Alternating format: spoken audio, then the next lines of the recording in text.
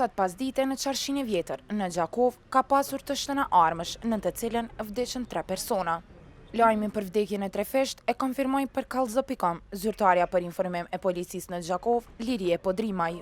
Podrimaj tha se të shtënat që shkaktuan 3 vdekje ndodhen pas dite. Në ora 16:30, stacioni policor i Gjakovës ka marrë informatë se ka gjujtje me armë zjarri në rrugën Ismail Qemali.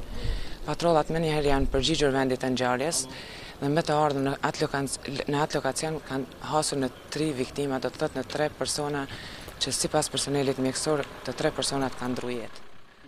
Podrimaj tregoi edhe moshën e të vrarëve.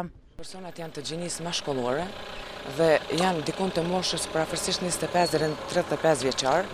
Motivi i rastit nuk dihet, personat e dyshuar për momentin janë në arrati, policia janë vënë në kërkim të tyre.